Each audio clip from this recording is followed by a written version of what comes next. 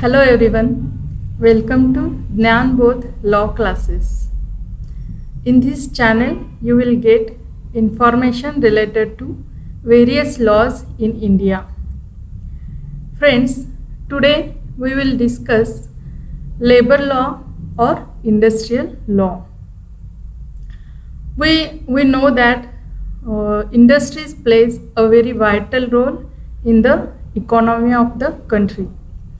It not only provides goods, services, but also it provides employment. Thus, it influences a larger section of society. And it is necessary that these industries are regulated. Therefore, government regulates these industries through various acts or laws. In this video, we will discuss labor law in brief. What is actually meant by labor law and which are the major acts or major labor laws prevailed in India. So, let us begin.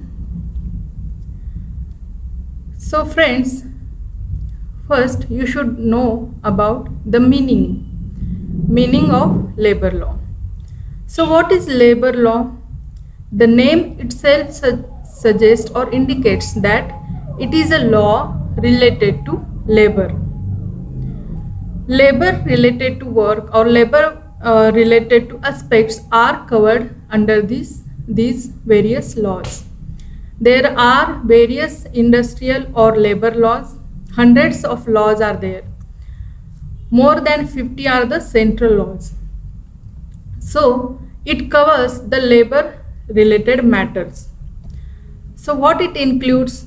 What are the labor related matters? Let us discuss it. Labor laws consists of industrial relations. In any industry, there are workers, employers, managerial personals, etc. Government is also sometimes part of some industries. So, industrial relations means relationship between workers, employers and other persons working in that industry. So, labor laws provides for the industrial relations means to work those relations smoothly. Labor laws provide some provisions. So it deals with the industrial relations. Again, there are some laws which specifically deals with industrial disputes. As we know that if there is an industry, there are workers and employers. There may be differences between them. There may be disputes between them. So to minimize those disputes, to resolve those disputes, there are provisions under the Act. Specific acts provides for the machineries or to settle the disputes. So these are also covered under the industrial or labor law. Then remunerative aspects like wages, bonus, etc. Wages of the workers. What should be the minimum rates of the wages, then when it should be provided, all these aspects, all these matters are tackled with these laws. Again, workers' rights and interest. In one or other way, all the labor laws are provided for the or protects the rights of the workers, interests of the workers. They should get proper wages, they should get health, safety and welfare provisions. These all are thus related to interest and rights of the workers. Again, there are social security labor laws. Provides compensations, insurance, etc. Maternity benefit related matters are also covered under the labor laws. There are trade unions, means unions of workers. There may be unions of employers as well. So these unions, what are the rights of the unions? How they can be registered? what are the liabilities of these unions, that is also provided under the Labor Act. Specific Labor Act is there, that is Trade Unions Act, which provides for this, which is related to these trade unions. Health, safety, welfare of the workers. This is very important to take care of the health of the workers, to take care of the safety measures, to take care of overall welfare of the workers and industries. So these all issues, these all matters are covered under labor laws. So labor law is a law which deals with these all matters or all these aspects. There are different laws to which provides these aspects. So we will discuss now what is the object or purpose behind enacting the labor law or behind enacting the various industrial laws. Firstly, as I said, industries plays vital role and the regulation of the industry should be there. The regulation is very much necessary, very much essential, so that there cannot be malpractices, there cannot be illegal ways or illegal practices by the industries, owners, employers. There cannot be exploitation of the workers. So for these purposes, regulation of the industry is necessary, and therefore these laws are enacted or these laws are made to regulate the industries. It basically aims to protect the rights and interests of the workers. So it is a main object behind the labor laws. It provides social securities, that is compensations and other benefits, insurances, etc., maternity benefits, etc., to female employees. It also aims at maintaining the industrial peace and harmony. How? By providing the dispute resolving mechanism. In labor law, there is a dispute resolving mechanism. There are some labor courts, there are conciliation officers, there are inspectors to investigate. So these all tackle with that there should be minimization of disputes, or the disputes all are resolved. So by resolving disputes, by providing proper industrial management, the industrial peace and harmony can be maintained. Again, the one of the object is to facilitate the industrial growth and thereby economic growth of the nation. If there are minimum disputes, if the workers get proper safety measures, proper wages, other benefits, if the employer also gets proper benefits from the governments, if the industry is running properly, then there is a larger scale production of the productions in that particular industry, and thereby there is a growth and development of those industries, and ultimately it results in growth of the economic growth of the nation. So it is also one of the object behind making the industrial or labor law. Now, who is the authority to enact the labor laws? Friends, we know that there are, in our Indian Constitution, there are 3 lists: union list, state list, and concurrent list. The Parliament is the central legislative authority who has power to enact the laws for whole the country. Parliament makes the law for whole of the country, and state legislature enacts the law for particular state. So these are the legislative authorities, Parliament and state legislatures. These legislative body enacts the laws. So central government has power to enact, or central legislative body has power to enact the central laws. State legislative body has power to enact the state laws. And there of those three lists, union list is provided for the subjects on which only parliament, that is central legislative body, has authority to enact the laws. In the state list there are subjects on which the state legislature has authority to enact the law. And there is concurrent list in which there are subjects on which both parliament as well as state legislature has authority to enact the law.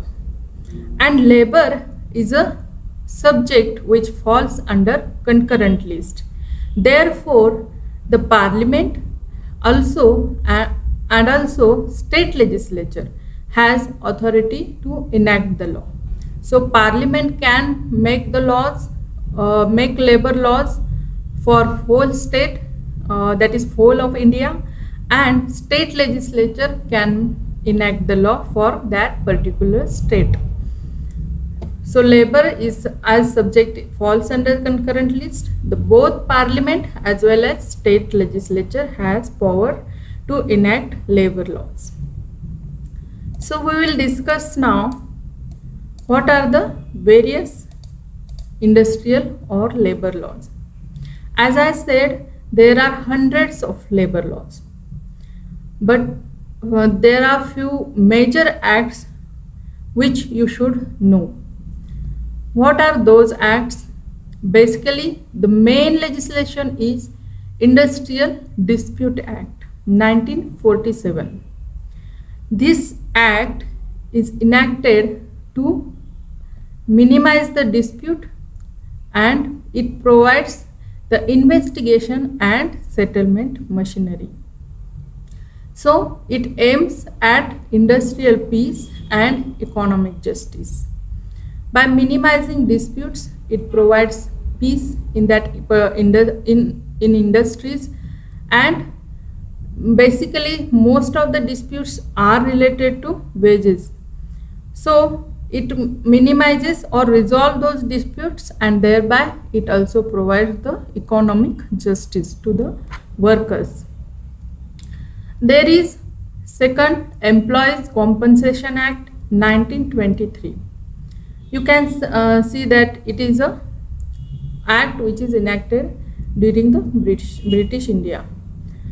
So Employees Compensation Act, it provides compensation to workers in case of any injury or accident. Suppose in any industry there is a worker working, he is on duty and working his labor work, and he got injury because of his nature of his employment. He got some injury or he got accident. Then the government provides compensation to him through this Employees Compensation Act. Workers for their livelihood take some risks. There may be risks related to various employments, but he takes that risk because his livelihood it is upon his work. But it doesn't mean that he should not be taken care of. Therefore compensation is provided by the government so that workers can do the work properly, and if in case of any injury or accident, he can get the compensation. Then there is a Factories Act 1948. Factories Act basically provides the health, safety and welfare related provisions. Like in any industry there should be proper lighting, proper ventilations. In case there are workers, number of workers are working there which is beyond 250 etc., then there should be there should be canteen in that industry. Like these provisions are provided in the Factories Act. Overall, whole health measures, whole safety measures are taken care of by this act, Factories Act 1948. So, ultimately it regulates the working conditions in factories, and health, safety and welfare of the workers has been taken care of. Then next is Minimum Wages Act 1948. It provides the minimum rates of wages which is decided by the government, that is state government, central government. The rates which are provided by the government, the employer should provide at least that on that rates the wages or above those rates. It means he cannot provide the wages below that rates. Suppose if any particular industries, type of industries, the government has provided that minimum rates should be 2000 rupees, then the employer cannot give the wages beyond below those 2000 rupees. He should provide the minimum rates of wages to the employees. He can give above those rates, but he cannot give below those rates. So it is very important legislation, but now it is repealed and consolidated in other legislation. We will discuss it later. Then Payment of Wages Act 1936. This act particularly provides for the modes and methods of wages. There is a limit, the wage limit. If any worker's salary is up to that limit, then it is, I think it is 24,000 rupees. Then that worker should not, the employer shall not deduct any wages, unauthorized wages. त्या वर्करचे wages unauthorized deduction करता कामा नये. Means if the worker's wage is 24,000 rupees, then the employer of that industry cannot deduct the wages in any illegal or unauthorized ways.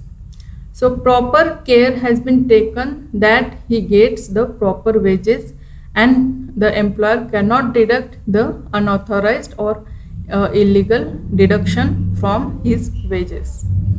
Then there is a Trade Unions Act 1926.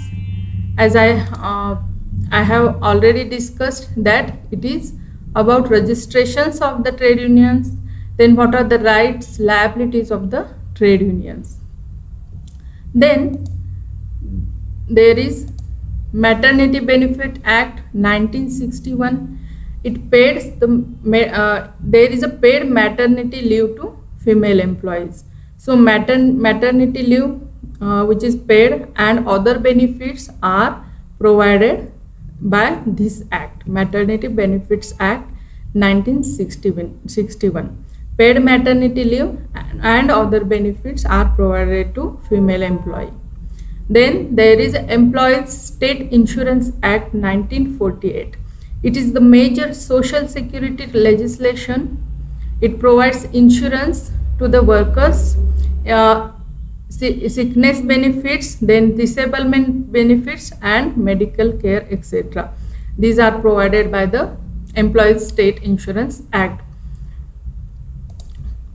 Friends, as I said, there are number of reforms, but the latest development is in the year 2019, central government has enacted the Code of Wages, which has consolidated the earlier acts or earlier laws. Consolidation means combined those acts to create a one major effective act. So earlier there is a Payment of Wages Act, which we have discussed. Minimum Wages Act 1948. Another act is there, Payment of Bonus Act 1965, and Equal Remuneration Act 1976. These all acts are related to wages of the workers and bonus. So these all acts are combined together to form one new act, that is Code on Wages Act. So all wage related